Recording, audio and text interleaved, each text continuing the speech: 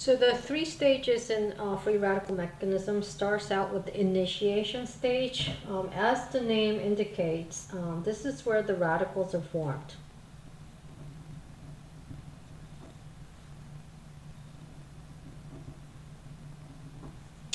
And to be able to differentiate between these three stages, one of the quickest ways to look at is if you look at the left-hand side of the reaction, if there's no free radicals on the left, as in here, 0 radicals, and then on the right-hand side, you're forming 2 radicals. So in initiation stage, you'll see that the number of radicals increase.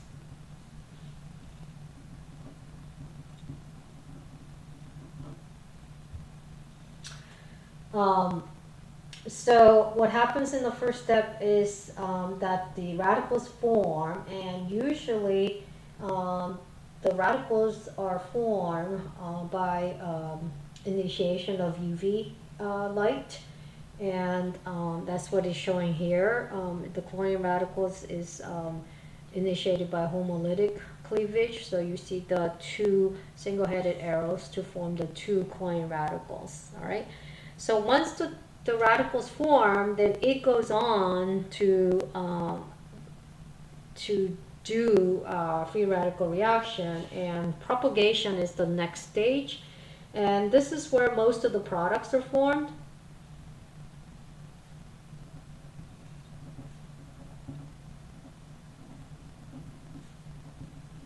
In the propagation stage, and during the propagation stage, the number of radicals stays same. All right, so the chlorine radical that was generated will go and now react with whatever substrate there is. So in this example, we have a methane that is available. And what it likes to do is hydrogen abstraction. All right, that's the initial reaction that the radicals like to do.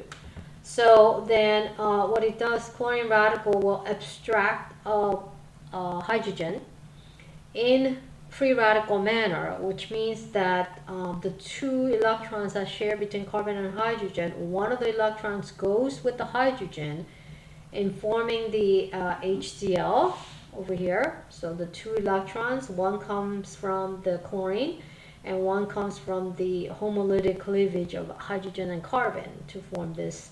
So that's HCl, that's not a radical, that's one of the products, all right? But when it does that, notice because the bond is homolytically cleaved in the free radical mechanism, the 1 electron is now given to carbon. So notice now we have a carbon radical forming. All right, that's why it's a propagation stage, because we started with 1 radical on the left side of the reaction, the equation, and here we still have 1 radical. So we didn't get rid of radical, but the number of radicals stays exactly the same, which is why it's under the step of propagation. You're propagating it. All right. So then the methyl radical could now go and react with another chlorine molecule in regenerating the chlorine radical, as you see here. And you see how the CH3Cl, which is one of the main products from this reaction, is produced. All right.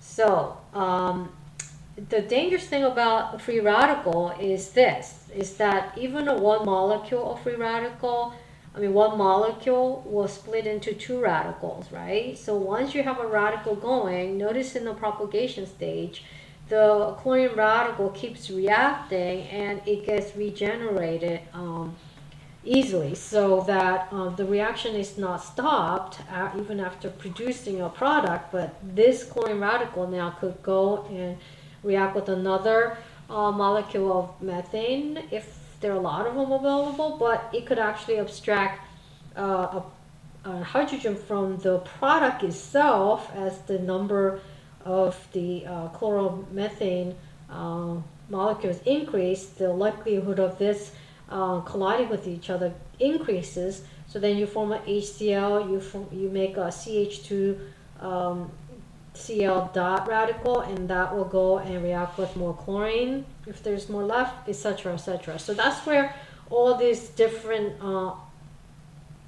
compounds form, because as you know, chlorine radical is very not selective, so it's going to go and abstract with whatever proton it comes across with, and will form, you know, whatever. So that's what you're seeing here up at the top. The chlorine radical abstracts this proton as well as these protons. That's why you get mixtures often with chlorine radical, whereas bromine radical is more selective. So it abstracts this proton, form the more stable free radical here, and then that goes and reacts with more bromine and creates more bromine radical, and the product is the more stable product. All right, so that's how the reactions occur. And then at the last stage, which is the termination stage, this is where the free radicals are destroyed.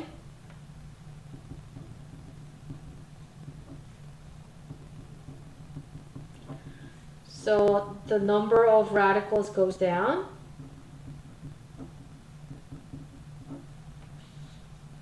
In this stage. So in other words, if chlorine radical and chlorine radical happen to bump into each other, then you're going to destroy the free radical by reforming the Cl2.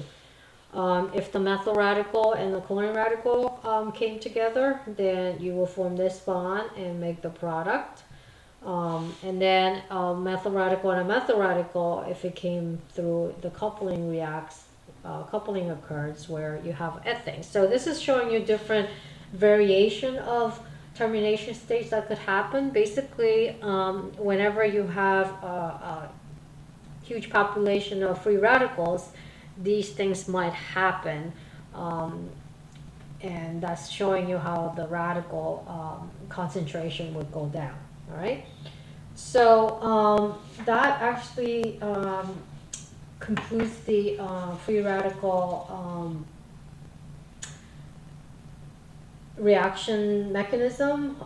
So the different thing is that all free radical reactions go through 3 different stages, and hydrogen abstraction is one of the most common ways that it reacts. And then depending on the selectivity and the reactivity of radicals, you know, most of the time with the very reactive free radicals, then you have a lot of reaction products, and if you have a very selective free radical, then you have more selective products forming. All right, so at this point you should be able to do the drill problems that are listed underneath here, as well as 11.11 and 11.12. These are just supplemental problems that I feel kind of caters to the very brief lecture that we've been doing. And in the past, the students had a lot of problems with this kind of problem, which is which of the 2 indicated hydrogen atoms would be abstracted at the more rapid rate by radical initiator. All this is asking is compare this proton being abstracted versus this proton being abstracted. So which one would be abstracted first more readily, and that will depend on what kind of free radical you'll be forming after the hydrogen leaves with the 1 electron. Here you're going to form a radical at this carbon. Here you're going to form a radical at this carbon. Which of the 2 radical is more stable? And you should be able to answer these questions. And the last thing that I want to go over is the applications of free radical chemistry. And I'm going to go over this very briefly because I only have 4 minutes left. And in your book, there's a huge, long discussion about each of these. So I highly, highly recommend that you read it thoroughly because it's very, very interesting. As you may know or have heard, that the culprit for the ozone hole appearing above our Earth. So if this is our Earth, about 15 miles above Earth is a layer of protective atmospheric layer of ozones. And the reason why ozone is so important is because the sun rays hit, and it has a lot of harmful UV rays. And as you've seen from the reactions of initiation, you know that the one of the first reaction that of a free radical mechanism is initiation, and that's often caused by UV rays. So ozone layer protects us from harmful UV rays, and we ideally want to keep those ozone layer. But what's been happening over the years is that we've been using compounds that actually have depleted our ozone concentration, and that's because we've been using compounds called CFCs. They're lumped together and are called freons, and these are chlorofluorocarbons. So these are like Cl2, CF2, L3CF. These type of compounds, these have been shown to not be destroyed in our atmosphere, but they actually travel up to the ozone layer, where these form the free radicals. So the initiation stage is shown here. So this is CCl3F freon, and with the aid of the UV light, notice that it forms the free radicals. And look at the chlorine radical, and as you know, the chlorine radical is very dangerous because it's very reactive, very promiscuous. So then it goes and reacts with the ozone, and notice ozone is no longer now ozone, but is in the form of oxygen.